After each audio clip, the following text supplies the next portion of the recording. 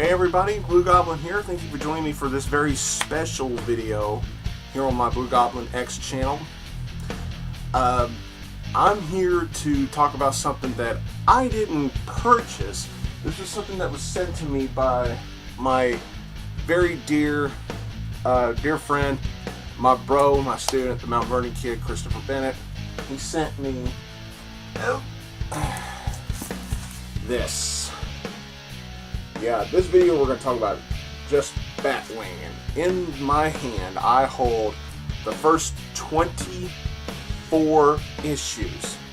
Well, 25 if you include the 0 issue.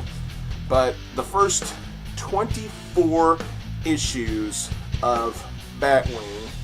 And even though it's cold outside, the sun's still shining pretty brightly. Hope I don't glare too much in here. But, yeah. And instead of holding every single book up, I'm just going to stand here and talk about it. And, you know, first thing I want to talk about is the first Batwing, David Zavimbe of Africa. Now, I probably just mispronounced his name, and I apologize to everybody there, but Judd Winick and Ben Oliver started this series with issue 1 with the New 52 relaunch. And David as the character of Batwing, how can I best sum him up in all the issues that he was in? Well done. I actually thought his run with the character was very nicely done. Judd Winick was a solid writer for this series. I actually thought that, this is my personal opinion, I actually thought, you know, Massacre was going to end up being his Joker, if you will, you know, his biggest arch rival in his personal rogues gallery. That's what I originally assumed when I started reading this series. And I'll be honest, Massacre is probably my favorite villain that David has ever tackled. And the storytelling with him and with Massacre, it just brought out the best. It brought out some of the best character development when it came to David as Batwing. Especially when we learn later on in Massacre's story. There's going to be some massive spoilers in here for those of you who probably have not read Batwing. I'll try to remember to put that in the description, that this will contain some spoilers. But the Massacre story was, I thought, very well done. Was it perfect? No. But very nice. It brought out some old memories for David, and it brought out the best in him. Because David, if you really read this series, if you read David's run as Batwing, I'm sure there are a lot of people who would automatically make the assumption that he's a Boy Scout. No, he's not. He is no Boy Scout. He's trying to better himself. Yes, I know he comes off as a bit of a Boy Scout at times, but I don't see him as that at all. As a matter of fact, his character growth kind of is not too different from Damien's was. I mean, he was raised to be a killer. In his youth, he was a cold-blooded killer. I mean, and he was hired to be a killer, and he was a more talented killer as a child than most men were, you know, in the African armies. And you know, when he grew up, he swore he'd never go back to that life. He wanted to try and better himself. He joined the local police department in there. And I think within the first 1 or 2 issues, we already get like some jaw-dropping moments, including, no pun intended, a massacre at the police department. Several police officers are murdered, decapitated, gutted. I mean, just brutally murdered. And another thing that kind of got wrenched into you with the storytelling was the police corruption. Now, when I say wrenched into you, what I mean is that the writers and the creative team at DC, when they were doing the series, I personally felt like they were trying to drive that aspect in a little bit too much. They kind of overdid it. It's like, yeah, we get it. They're corrupt cops. We get it. But David is the one who actually tried to do his work the right way, and I guess that's where people get the assumption that he's a Boy Scout. But if you look at how his past was, and if you look at the character truly, and you see what he tries to do when he starts working for Batman Incorporated and becomes this new hero, you see that he's trying to get away from his previous life. He's trying to get away from the brutal childhood that he had, and he wants to be a better man. And to me, that doesn't make him come off as a Boy Scout. That makes him come off as a very complex and very well-rounded character. You know, and he actually... Yeah, now the light's going to dim down. He actually at times comes off as a very complex character. A little by the book sometimes, but you know what? I didn't mind it. And let me open this shade here a little bit. It's getting kind of dark in here again. But at times he came off as a really well-rounded character. I honestly believe that. And he had squabbles with other villains like Father Lost and you know, some other characters when we learn more about his secret origins and everything. And when he's going out to Gotham and everything, we get to see more and more on how brutal what more of a brutal life he had to put up with. He also had to deal with government corruptions, not just police corruptions and everything. And I think he truly shined as a character when he had to deal with corruption without looking corrupt himself. But the more I read of his run, the more I just see he was just physically and emotionally tortured. He was a very, very tortured character in my view. And toward the end of his run, it really starts to catch up with him. And by issue 19, I believe, is when he made his exit as Batwing. Now, DC could have gone the lazy way out or the easy way out if they want to use that term. They could have just killed him off and been done with and said, "Oh, he's dead. Let's bring out a new Batwing." No, this is another point where I'm really impressed. Instead of taking the lazy way out and killing him off, they decided to have him resign from Batman Incorporated, and he gives the tech and the suit back to Batman and decides to move on with his life and try to start all over. Because at the end of David's run, he had lost everything. His headquarters, his mentor, everything he ever knew had just almost quite literally blown up in his face. And I guess he decided he was done with it, and he decided to leave Batman Incorporated and try to start a new life and wipe the slate clean and start over. That was brilliant. That was a brilliant move to make by DC because it leaves the door open for him to possibly return to that role.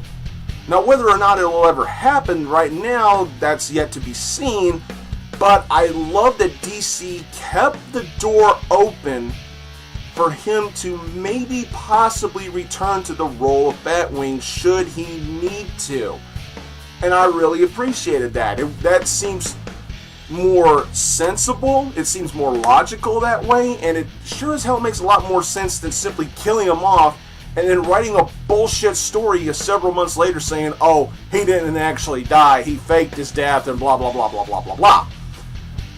But to me, doing what they did with David at the end of his run, it made sense. I really dug it. Now, for me, probably one of the most jaw-dropping moments was when we learned the identity of Massacre at the end of that storyline, with it being David's brother. And I'm sure a lot of people, including myself, were expecting it to be the general who raised him to be a killer and end up being massacred. No, it was his brother who we had assumed had died. And that was probably one of the best moments out of David's run, in my opinion. But David Savimbe, he had a nice run as Batwing. He was a character that had a tragic childhood, had a rough childhood. He was raised to be a killer. He was trained to be a killer. And once he got away from that life, he tried to better himself, and it made the character look made him look really respectable. It really did. And when he rounded out his run as Batwing, the way he left, I thought it made perfect sense because, like I said earlier, it left the door open for him to possibly come back if it was necessary. And then after And then after David left, we got the arrival of the current Batwing, Lucas Fox, or Luke Fox, Lucius Fox's son. Now, what I like about Luke Fox as Batwing is that he brings some of the same elements to the table that David did. Not all of them, but some of them. But what makes Luke and David differ is that while David was trying to be the better man, when it comes to aspects of having a personality, there really wasn't anything there. There was, David was a better man, and he was trying to better himself, but when you really think about it, his character didn't really have that much of an outgoing and fun personality. There were hardly any times where he seemed to just loosen up, lay back, and relax, and have a little fun at certain times. It just seemed like 90% of the time he was always so goddamn serious about what he had to clear up, what he had to do, and everything. That was the one character flaw I saw in David. Now with Luke Fox, I don't get that character flaw. The character flaw I get for him is that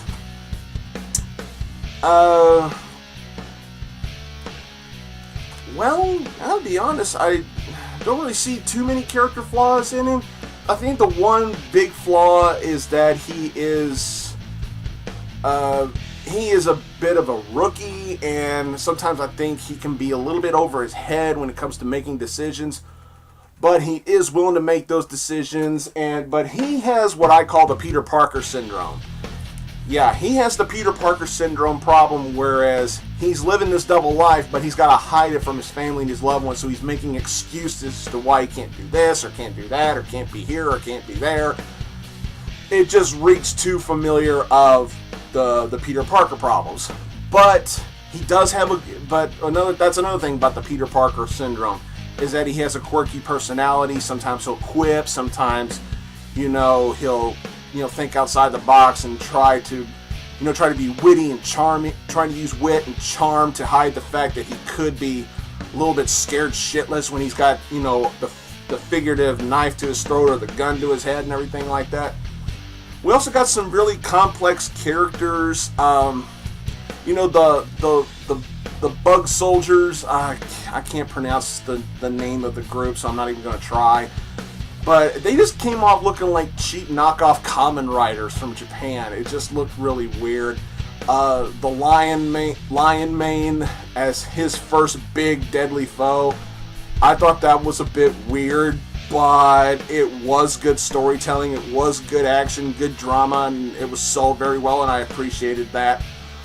Lady Vic was a trip. I liked Lady Vic. Lady Vic was a smartass. She was a smartass assassin. I liked her, and I hope to see her again. I really dug her. She was cool. But yeah, other than that, the series so far has been phenomenal stuff. I've read all of 24 issues. I enjoyed David's run as Batwing. I thought his character was very well done. A bit stiff at times, but he was a good Batwing, and I love that DC left the door open for him to have the possible opportunity to return should Luke Fox have to step down or, God forbid, get killed off. Luke Fox is also a really good Batwing. I think he could do wonders for the character. Yes, his costume does look a little McGinnis, but I'm fine with it because it leaves the door open to say, hey, for all those of you who wonder, where did Batman Beyond get its inspiration, possible inspiration, here you go. The Batwing suit that Luke Fox is wearing right now could end up being the earliest version of leading toward the development of Terry McGinnis' costume in the future. I like that DC has done that, and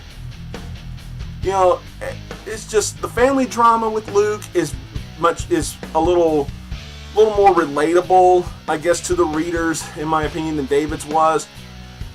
But I dig both characters as Batwing. Luke Fox is still a rookie right now, but who knows? He could bring some stuff to the table with this character that David couldn't, and I'm really excited to see where this goes. But, I haven't been buying this. This was all sent to me by Chris, and I appreciate that. And as soon as I turn this camera off, I gotta find some way to mail it back to him. But overall, I gotta say, DC, I'm very impressed. I am loving what you're doing with this character, and I'm thankful that it too didn't get the axe from editorial, you know, because a lot of New 52 titles got canceled throughout the past couple of years, just so we could probably make way for another Superman or Batman title. But thankfully, this series has been sticking around so far. I've been loving it. It's been great stuff, and I can't wait to read more. So there you go. There's my special video look at the first 24 issues of Batwing. I think both characters who have been in the suit have been very good. I loved reading it, and I can't wait to read more. So there you go. Thank you for watching. Please subscribe to this channel, blugoblinX. Don't forget, hey, check out my student, TheMtVernonKid. Check out all of his channels. He's one of the greatest guys I've ever met, and I've never even met him face to face. He's a great friend. Check him out. Don't forget about everybody at Dark Avenger Inc. Plus, Mark and Chloe at Fast Second Comics. Don't forget my main channel, Blugoblin01, the greatest goblin that ever lived. Don't forget about my old friends, Deadpool Zill and Brandon Hex. Thanks for watching, everybody, and until next time, I'll see you all later.